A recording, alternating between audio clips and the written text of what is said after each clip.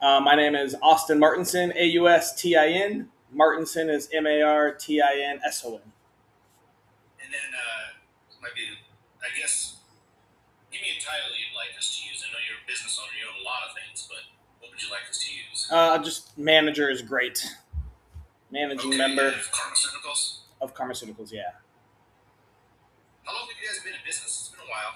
17 years. As far as I know, I am the oldest continuous cannabis owner in the world. Wow. So I guess first of all, tell me how you heard about this burglary. My alarm company. Would they called you and just told you that someone was breaking in, or Well, when what did they when the say? alarms go off, it's set up to contact the owners and managers by via phone, like text, call, and after pretty much every alarm got triggered, um, we kind of all knew about it, but there's not really much you can do except for pull up the cameras. So, um, and you saw some of that footage as well that I shared with you. Yeah, describe what's on that footage. I mean, those guys are obviously not professionals. Yeah. So, do you want me to walk you through what happened from like their point of Yeah, view? sure. Yeah, sure. So this is what we've got so far from collecting all of our evidence, as well as talking with the DPD. So about a week beforehand, they set up wireless cameras viewing the entrances to our store, to our warehouse. And so they were watching it. Who knows if that was tied to a burner phone or what? But they were apparently watching in and out. The burglary started right around 1:32 a.m. I think it was like 1:42 a.m. if I remember. And so the video shows they went in through our back door. And we've been doing this for 17 years. We've had attempted burglaries and successful burglaries. This is probably like our third, maybe our second, like successful one. And so our doors are super expensive, high grade industrial locks. They tried to open it, they couldn't. They went around to the front. Again, they tried to open the front door and couldn't.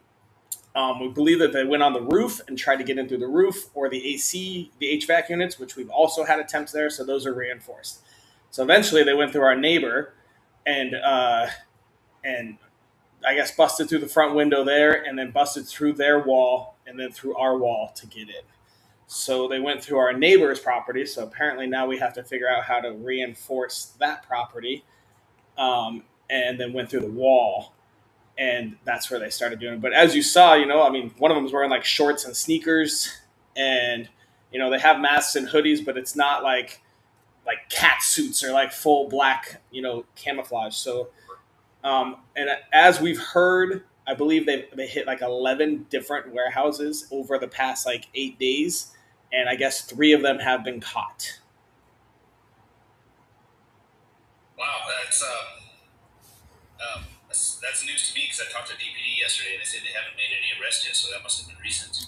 I heard about it yesterday, but also you never, sometimes hearsay is hearsay. Maybe it's a different group, Right. or maybe they haven't tied it together with us, or maybe I'm just wrong. Totally plausible. Who knows? I could check with DPD.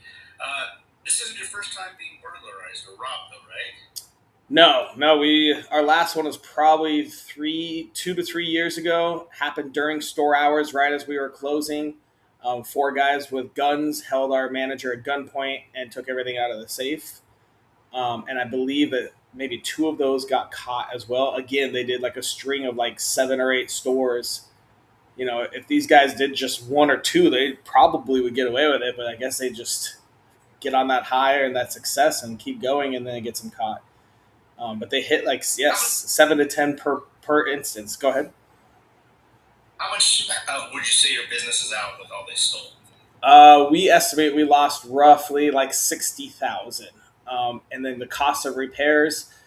So in our industry, we can't insure the product.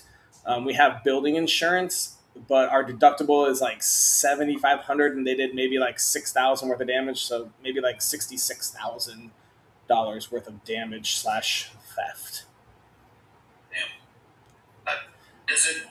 Do you ever wonder if it's worth it when you go through stuff like this? Yeah, probably like about maybe like 8 years ago is when people were like, "Oh, you're in the cannabis industry. That sounds awesome." And I was like, "Bro, if it was where it is today, I would tell everyone never to enter. I would never get in that business."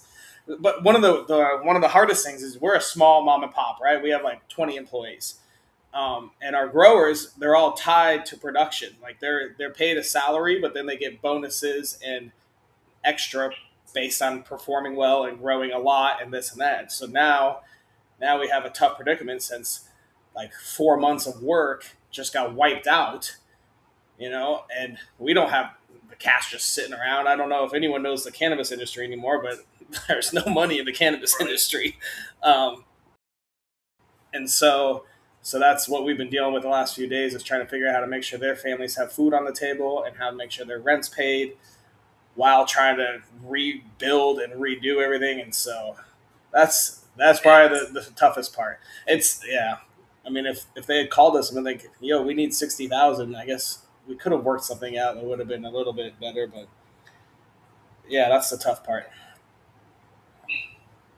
So I talked to DPD, like I said yesterday.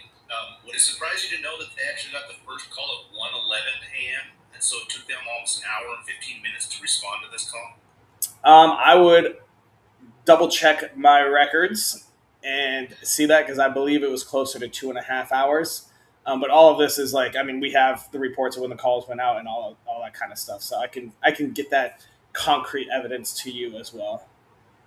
And But what do you think about it, that taking so long to respond to something like this? You guys had alarms going. It wasn't a quiet scene. They weren't stealthy about it. no, yeah, alarms are blaring. I mean, they were in there for like 30 to 45 minutes, and the alarms are going. But the scary part is, first off, according to our license by law, our address is public record. You can Google it in 3.5 seconds and find out where we are, which is insanity. Second off, there's about 10 other warehouses within a 3-block radius of there, and so now everyone's on edge, and now it's going to cost even more money. We don't have good banking systems in our industry, and so now everyone's sitting here like, what, we just sit and just keep getting robbed and robbed and robbed until something has to push. But an hour, I think, is ridiculous. I mean, an active robbery, if they could have been there even in 15 minutes, they would have caught all these guys and stopped 7 or 8 other robberies. I mean, that would have halted tons of damage of lives of other people as well. Well, anything else you wanted to add about this? I mean, it's pretty messed up, but it's kind of how things are going these days around here. I would say, it's like beating a dead horse. Everyone in the industry has been saying for 17 years, give us banking, give us insurance, treat us like a regular business. Let us put our cash away, let us protect ourselves, and respond to our calls on time. I can't imagine if that was like an HVAC supply company that had $500,000 worth of HVAC systems, if the cops would have taken an hour. Maybe I'm just 17 years of prejudice, but it's insane. If we had insurance, this would be a different story. Okay, we call insurance. Maybe our rates go up, but we can still pay our employees. They can still go put food on the table, pay their mortgages, and do what they're trying to do in their lives. No insurance means $60,000 has to come out of thin air just because of the industry when it's been legal since 2009. What are we doing here? It's been 17 years. 17 years, and we're still just treating us like the stepchild that doesn't exist or something. I don't even know. It's super frustrating how it's still the same problems I've been screaming about since I opened in 2009, and now we still have to deal with it. I'm sorry to hear about it, man. It's thanks for taking the time and speaking with me. I don't know what the solution is. It's like you said, we've been talking even in this, the industry, we've talked about this for years and years and years. It's like you guys are just, I mean, you always have been, not just you growers, but the delivery people, the people who just are dispensaries, the bakeries that make THC stuff like that. You guys are all just sitting targets. I mean, it's just, and these people know they can go in, rob you guys, and what's going to happen, Yeah, and it's been that way forever, and nothing's ever changed. Like, we still have nothing we can legally do. It's crazy. And move down to Schedule 3, so at least the federal government is doing more than our Colorado state government is for us. That's the thing, yeah. So, all right, man. Well, have a good one. Thanks for talking with me, and this will be on tonight at 5 o'clock. Awesome. Thank you so much. Have a good one. Thanks, man. Bye-bye.